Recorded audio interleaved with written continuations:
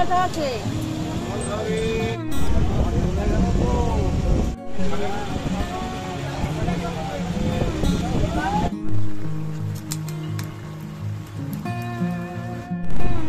Friends, তোমরা সকলে কেমন আছো? আশা করি ভালো আছো, সুস্থ আছো আর আমার পাশে আছো।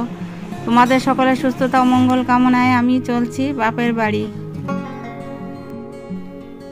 এই ভিডিওটি প্রায় 1 মাস হতে আসলো।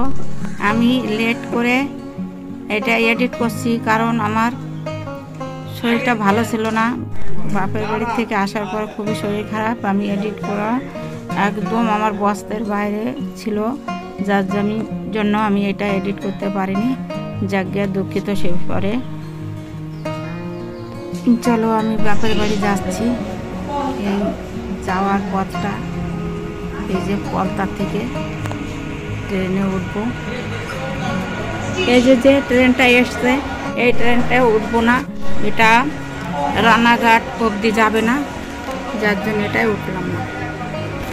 এর পরেরটাই উঠবো। আমাদেরটাও খবর হয়ে গেছে, এখন এসে যাবে আর আমরা উঠেও গেছি।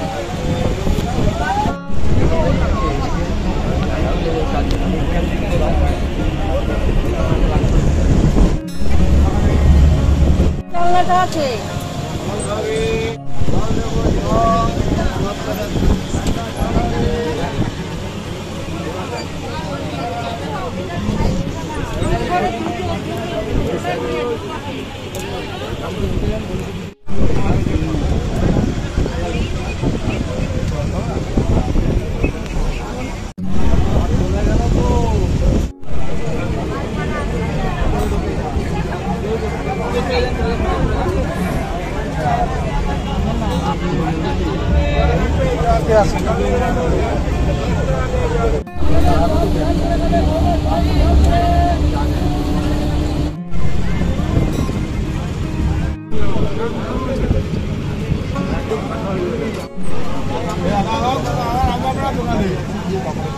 ট্রেনে মোটামুটি ভালোই ভিড় আছে।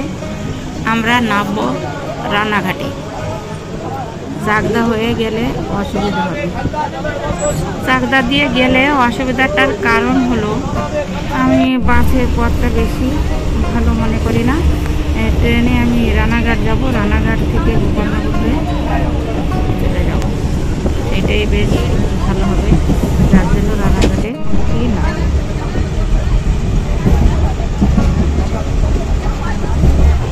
এই তো রানাঘাট এসে গিয়েছে, আমরা নেমেও পড়েছি। তোমাদের দাদাভাই আমার আগে সব সময় থাকে, প্রত্যেকটা ভিডিওতে তোমরা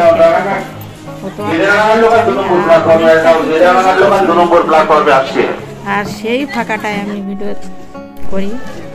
আমার অনেক চিন্তা হয়, ভিডিও করলে পরে ওনার ভালো লাগে না, কিন্তু আমার একটু ভিডিও করতে ইচ্ছে করে, আমি তাই চুপি চাপি একটু পিছন দিয়ে করে নিই।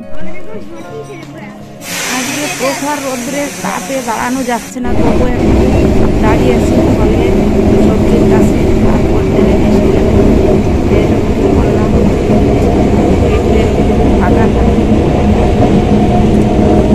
রানাঘাট থেকে ছাড়লো এই ট্রেনটা গঙ্গা অবধি যাবে, আমরা তার মাঝখানে গোপালনগর নেমে পড়বো। এই দেখো বাপের বাড়ি এসে দেখেছি ডাল প্রথমে, তারপরে যে উচ্ছে বেগুনের সবজি, অনেক মাছ আছে বোঝা যাচ্ছে। তারপরে এই যে অনেকটা মাছ দিয়ে, এটাও একটা কি আছে, বেগুন টেগুন আছে কিছু।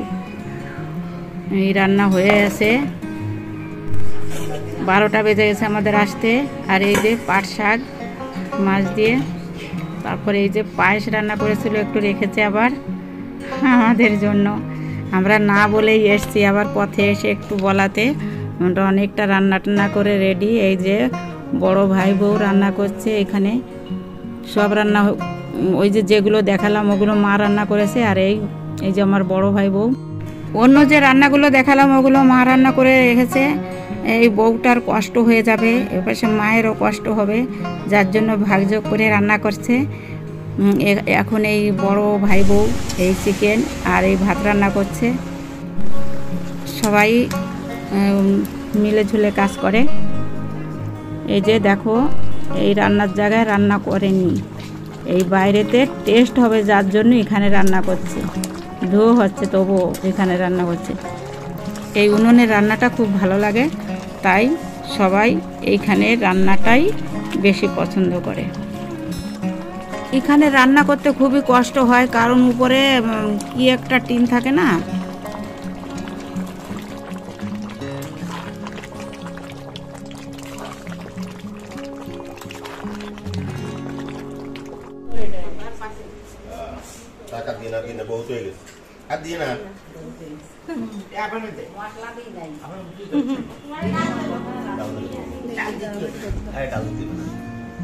কি তোমরা বলো এই অ্যাডভান্টেজ নাকি?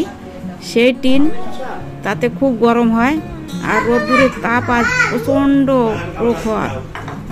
যাকে কষ্ট করে রান্না বান্না করেছে।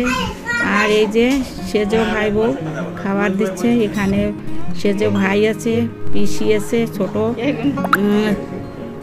মানে একে কি বলে ছোট বাচ্চা সবগুলো, সব রেজিকে এখানে বসেছে। সবাইকে আগে খাওয়াইয়ে তারপরে অন্য সবাই খাবে। মেজো ভাই বউ এখানে ঘরে রয়েছে, আর মেজো ভাই এখনো বাড়ি আসেনি। এপাশে তোমাদের দাদা ভাই, আমার বাবা, পিসিমা, ছোট বাচ্চাগুলো সবাই বসে গেছে খেতে। তারপর ওদের খাওয়া দাওয়ার পরে এরাও বসলো। আমারও খাওয়া হয়ে গেল নাকি আমার হয়নি খাওয়া, আমি খাওয়ার কথা বলে ভেবেছি আরো যে সবাই বাকি আছে সবাই আসবে, তারপরে একসঙ্গে খাবো। কিন্তু ছোট ভাইটাও নেই, মেজো ভাইটাও নেই। যাকে কি করতে করতে আমার খাওয়াটাও দেরি হয়ে গেল। মা খায়নি। মায়ের আবার ভাই বাড়ির থেকে, মামাতো ভাইয়ের বাড়ি থেকে মামাতো বোন টুন কেউ আসবে, ওদের আসার কথা। ওরা দেরি করছে দেখে মাও খাচ্ছে না, আমিও খাচ্ছি না। এই করে আমাদের দেরি হয়ে গেল। খাওয়া দাওয়া করে আবার এপাশে আমরা পরের দিন এই দেখো চলে যাওয়ার জন্য রেডি। ওই যে ভাইপোটা ব্যাগটা নিয়ে কি করছে, পিসি ওইখানে বসে একটু আনন্দ করছে। আমরা এই যে চলে এসেছি গোপালনগর জানো, ওই যে একটা দাদা ভাই পথে দেখা হয়েছে। আমরা টোটোতে করে একসঙ্গে এসেছি, কিন্তু ওনার গুলি লেগে হাতটা অনেক অসুবিধার ভিতর, আমি বুঝতে পারিনি। তো আমি এবার একটু বেশি কথা বলি, তো আমি বউটাকে জিজ্ঞাসা করেছি কি গো এরকম কেন, ওই দাদা ভাইয়ের হাতটা কি করে অ্যাক্সিডেন্ট করলো? বলে এই যে এনার হাতটা একদম অসুবিধা। যাক গিয়া পরে বাড়ি টাড়ি এসে রাত্রিবেলা আর না খাইয়ে থাকা। পরের দিন সকালে আমার এই তো এত সব রান্না, এই সমস্ত রান্না করেছি। রান্না করে অপেক্ষা করছি তোমাদের দাদা ভাইয়ের। তারপরে তো কষ্ট হয়ে গেল রান্না করতে করতে, কারণ সমস্ত কাজ করেছি। সকালবেলা অনেক কাজ থাকে না, ধোয়া কাঁচা, এক জায়গায় গেলে করে কতগুলো কাঁচা ফাঁচা বেড়েছে, সব করে ধুয়ে ধোয়া মোছা করে টোরে এই সব রান্না করে তারপরে আমি বাইরে গিয়ে একটু বসেছি। বাইরে গিয়ে বসে একটু রেস্ট নেওয়ার পরেই তারপরে আবার খাবার দাবার খাবো। এইখানে বসলাম দরজার সামনে। এই দেখো আমাদের রাস্তা কেমন ভাঙাচোরা একদম। এই যে তারপর রেডি করে নিয়েছি, এখন খেয়ে নেব। খেয়ে আবার একটু ডাক্তারের কাছে যাব, কারণ গা হাত পা প্রচণ্ড ব্যথা। তাই এই দেখো আমি আবার ওই খাওয়া দাওয়া সেরে একটু রেস্ট নিয়ে চলে এসেছি। কোথায় যাচ্ছি জানো? হচ্ছে সাগর দত্ত হসপিটালে। তাই এই যে ট্রেনে করে চলে আসলাম। এখন এই যে নেমে পড়েছি আগরপাড়া স্টেশন। চলো আর দেখাবো না, ভালো থাকো, সুস্থ থাকো, আর আমার পাশে সকলের সুস্থতা কামনা করে এখানেই শেষ করছি। আবার দেখাবো অন্য ভিডিওতে। বাই।